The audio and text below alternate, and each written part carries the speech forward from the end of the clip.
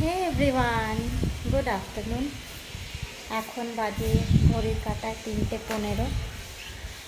সকাল থেকে সত্যি আজকে একদমই ভালো লাগছিল না, কারণ মাথাটা যন্ত্রণা, তাই আর আমি কোনো শ্যুট করতে পারিনি। শুয়েছিলাম অনেকক্ষণ, তারপর আবার উঠে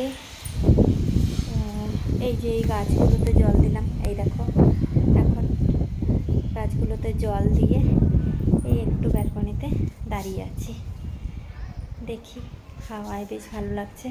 হালকা একটু রোদও উঠছে, আকাশটা পরিষ্কার হয়ে গেছে, এখন হালকা একটু রোদ উঠছে।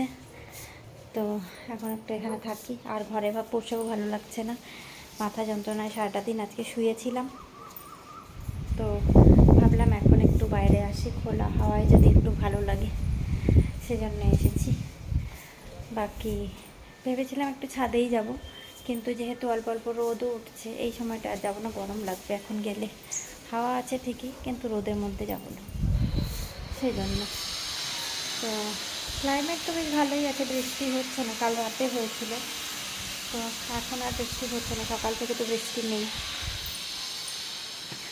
কিন্তু ঠান্ডা আছে, ঘরেও বেশ ঠান্ডা এখন, খুব একটা গরম এখন নেই।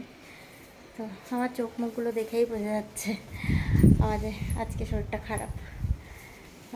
হয় মাঝে সাঝে, আমার যেহেতু মাইগ্রেন আছে অলরেডি, তো একটু বসে কথা বলি।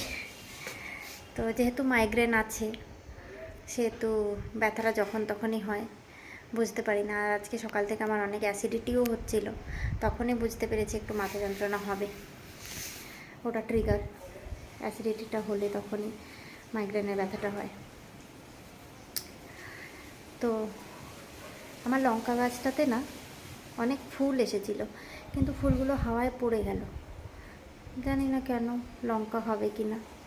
বেশ বড় হয়ে গেছে গাছটা, তুলসী গাছটা তো অনেকটাই বড় হয়ে গেছে, খুব বড় হয়ে গেছে, কিন্তু আমার মানি প্ল্যান্টটা খারাপ হয়ে যাচ্ছে। আমি আজকেই সরিয়ে দেবো, এটাই একটু রোদে থাক এখন, তারপরে ওটা সরিয়ে দেবো, এইদিকে করে রাখবো, যাতে বৃষ্টি জলটা আর না পড়ে। বৃষ্টি জলটাতেই মনে হয় খারাপ হয়েছে, এক্সেস জল পড়ে গেছে। সরিয়ে দেবো। কি সুন্দর অনেকটা গ্রো হয়ে গেছিলো গাছটা, খুব খারাপ লাগছে আমার। জানি না, হয়তো ঠিক হয়ে যাবে, কিন্তু পাতাগুলো কালো কালো হয়ে যাচ্ছে।